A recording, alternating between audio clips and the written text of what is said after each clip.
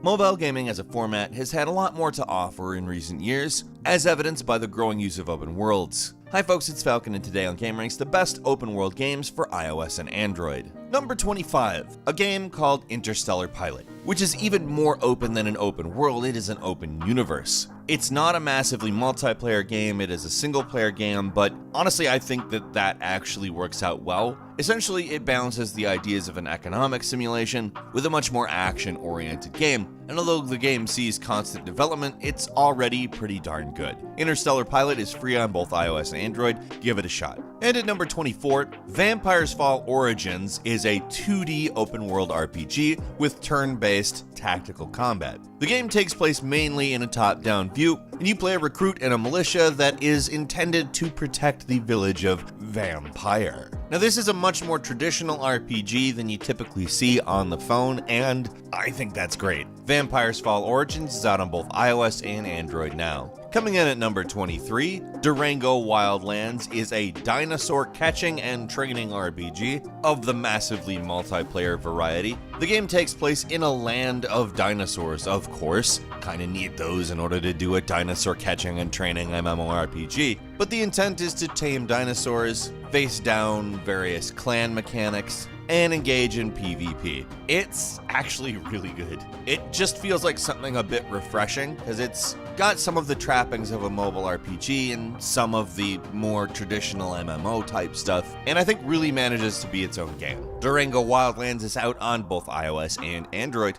Number 22, Neo Scavenger, a post-apocalyptic survival game that takes place on a hexagonal isometric map in near-future post-apocalyptic Michigan. It is a turn-based game, making it very easy to save and come back whenever. There's no XP, the purpose is specifically skill-based. You learn how to play better, you learn how to scavenge new items, and Cyberpunk Detroit. The gameplay there isn't quite the same thing as the rest of the game. It's kind of a refuge area that allows you to do things that you can't do out in the wild, get surgery and the like. This is a game that has a lot going on, has a unique look to it, and actually serves to be something different that is fun. Neo Scavenger is out on iOS and Android now. I sure enjoyed it. Number 21. It's called OpenMW, which MW means Morrowind, meaning yes, you can install Morrowind on your phone. Now, it's a little bit complex, and it's only for Android, but it's a process that involves installing OpenMW as well as copying the data files from a legitimate copy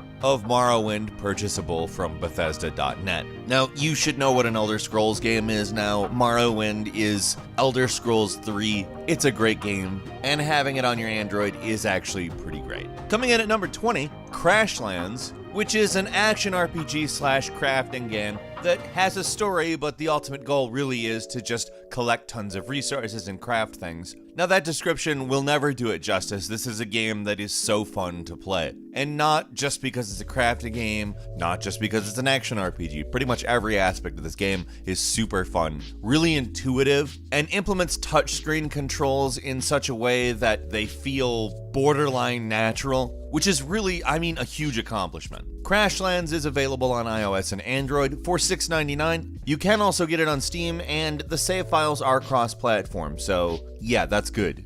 Give this one a shot. It's a really good game. Number 19 is Terraria, which somebody who may be a little more cynical might call it 2D Minecraft, but Terraria is obviously more than that. It's somewhere between if you combined Minecraft and Metroid. I'm far from the first person to describe it as such, but I think it's a little more accurate than just calling it 2D Minecraft. If you've never played Terraria, yeah, you explore like in Metroid, take on enemies, and you build and craft and create like in Minecraft. It's 2D, it's a side scroller, and it's fun as hell. Terraria is available on iOS and Android now. If you haven't played it, you should. It's really just a great game. Number 18 is Retro City Rampage, which, if you're interested in top-down 2D, kind of a synthesis of the old school actual 2D Grand Theft Auto and new school Grand Theft Auto type ideas, well, hey, it's Retro City Rampage. This is a game that manages to be an arcade game, an open world game, something with depth, as well as something that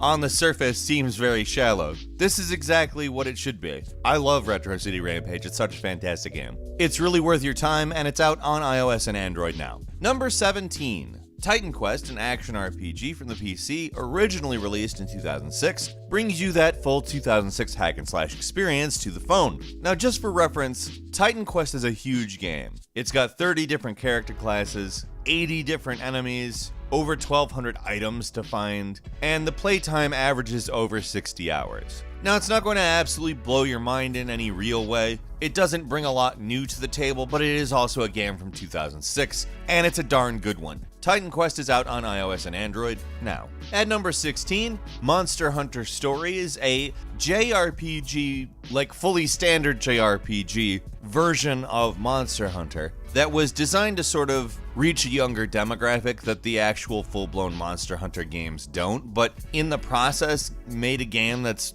actually very, very charming and fun. Don't let the fact that it was designed for kids keep you away from Monster Hunter Stories. It's a JRPG, and if you like JRPGs, it's a good one. Keeping in mind there aren't a lot of actually really good ones based around hunting monsters. I know there are a lot of them, but the really good ones definitely stand out. Is it as good as Pokemon? But it's definitely worth the time. It does have a bit of a steep price. It comes in at $19.99, but I mean Monster Hunter Stories is actually a really fun, well-made JRPG, and it's out on iOS and Android now. And coming in at number 15, all of the GTA games. I mean, obviously the more beefy ones aren't on there, but you want Grand Theft Auto 3, Vice City, Chinatown Wars, or San Andreas, it's all on mobile, and these are just fantastic games. In every way, they've done a great job porting every one of them. They work very well. I mean, as well as they can on touch controls. And it's Grand Theft Auto. These are the full versions of these Grand Theft Auto games. There's no reason not to have them. It's so nice to be able to just go, hey, I'm gonna turn on Grand Theft Auto 3, and then pull out your phone and just do it. I have a bit of a weird attachment to Grand Theft Auto 3 personally, and I love just being able to play it whenever I want. All of them are out for various prices on iOS and Android. It's Grand Theft Auto, what else do you want me to say? Coming in at number 14, Oddworld Stranger's Wrath. Oddworld is basically a combination of first-person and third-person, platforming, and shooting. There are a lot of different things that you end up having to do in this game, from normal, ranged first-person shooting, to much more pure platforming, to melee combat, to... I mean, this game is very diverse in its approach to what the game is, and in this case, that worked very well. I know that there are games that kind of don't benefit from being mega-focused as to what they are, but this is one of those that does. It's also an Oddworld title, meaning it is filled with that sort of trademark Oddworld social satire. And while I don't know that I'd rank it as the best Oddworld game, Oddworld games I'd rank above most other games, so considering it's $2.99, I would recommend you pick it up because it's out on iOS and Android now. Coming in at number 13 is The Quest, which is an old school grid-based open world game with turn-based combat, and here in its HD glory, it shines. It's a game that had the benefit of being remade recently on the PC, as well as Mac, and the new high-resolution art assets were ported over to the iOS and Android versions of the game, and it's really just a great-looking game. I mean, for what it is, it's not like going to give you this AAA experience on your phone or anything like that, like some games will claim. But as somebody who likes the original game, you're certainly going to be happy with how it looks on phones now. Now again, this isn't like a new game by any stretch, so it's basically your expectation for a grid-based, turn-based, open-world RPG is probably exactly correct here, but this is one of the games that does it probably among the best. The Quest is out on iOS and Android now. It's $7.99. Number 12 is AXE Alliance vs. Empire, an open-world fantasy RPG where two large factions are fighting each other, and I'm gonna be honest, the story pretty much doesn't matter in this game. It's an MMORPG that plays on phones that is very smooth, very polished, and the combat is really satisfying. There's large-scale PvP battles of up to 150 people in this game, with lots of raids and the typical multiplayer trappings. It also has a little bit more personality than you might expect in the character designs, and I like that. AXE Alliance vs. Empire is out on iOS and Android now. If you're looking for an MMORPG, at least give this one a shot. Number 11 is Naroth, a 3D open-world fantasy action RPG that will remind you of, let's say, an Elder Scrolls game if they were what they are now but came out on the Dreamcast. It has fairly primitive graphics, but don't let that stop you. It's actually a really great RPG, and it will definitely remind you of Elder Scrolls games in a lot of ways. It's not super long, it's a 15-hour game, but I'm gonna go ahead and say that's kind of maybe not the worst thing considering it's mobile. Narath is out on both iOS and Android now. It's free, so what do you have to lose by giving it a shot? Number 10 is Exiled Kingdoms RPG, a top-down isometric action RPG that probably isn't going to dazzle you with its graphics. However, if you're looking for a game along the lines of a Diablo before they decided to start pushing mobile mechanics into it for no reason, ironically, this mobile game is exactly where to look. Now, this one I would call basically a hardcore game. It's pretty harsh. It doesn't play around at all, but that's exactly what it's going for. And although some of the graphics are very primitive, if you're down for some type of Diablo style stuff, this is basically the place you need to go. It's a great game. It is not a forgiving game, though. Beyond its harshness, it actually does do a very good job of developing an atmosphere, and I think that that's also worth mentioning. Exiled Kingdoms RPG, I would say I highly recommend. It's out on iOS and Android now. Coming in at number 9, Mad Out 2 Big City Online is very much a Grand Theft Auto Online styled game. There can be up to 100 players on a map, and you're doing basically all of the things you would expect in a Grand Theft Auto game. Now keep in mind, as of right now, it's a little bit limited in certain respects.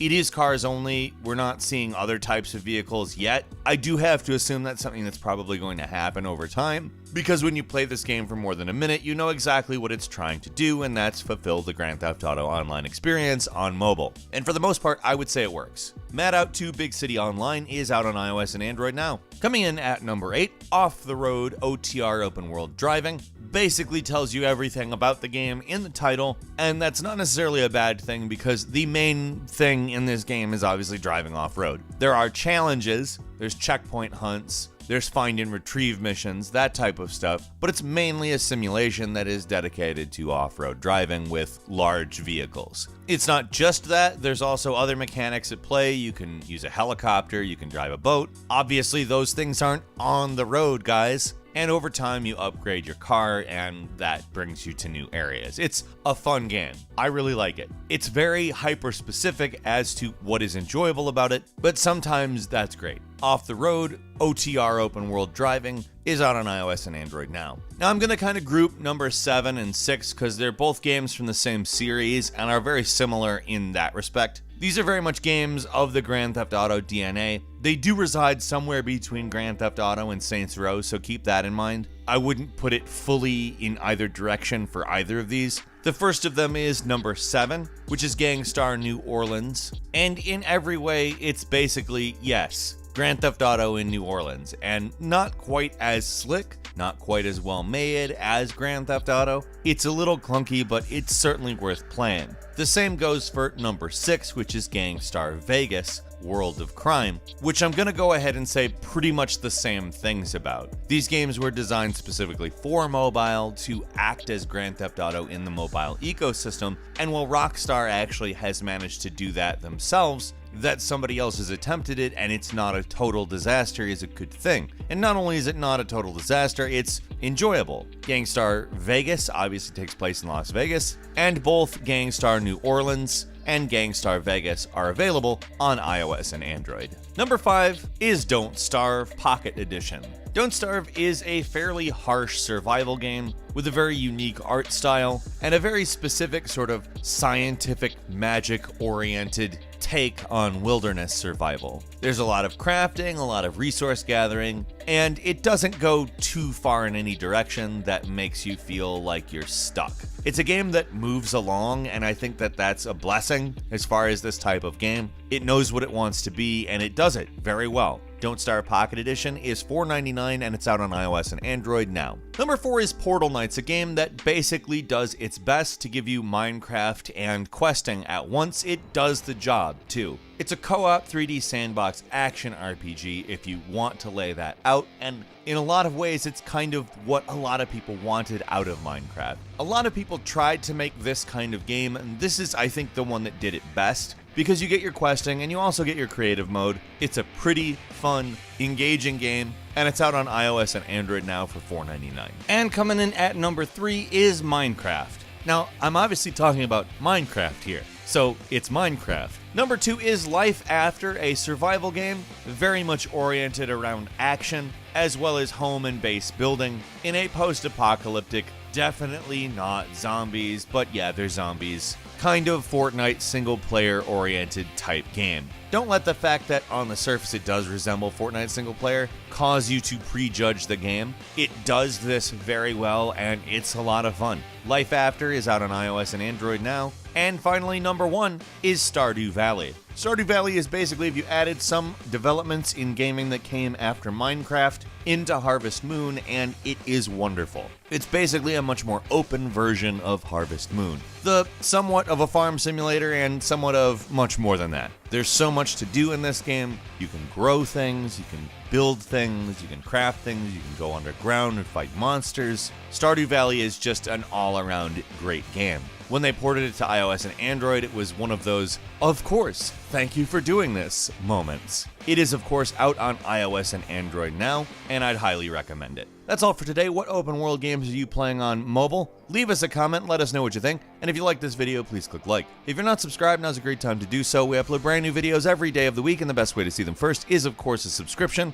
So click subscribe, and don't forget to click the notification bell. As always, thank you very much for watching this video. I'm Falcon. You can follow me on Twitter at FalconTheHero. We'll see you next time, right here on GameRanks.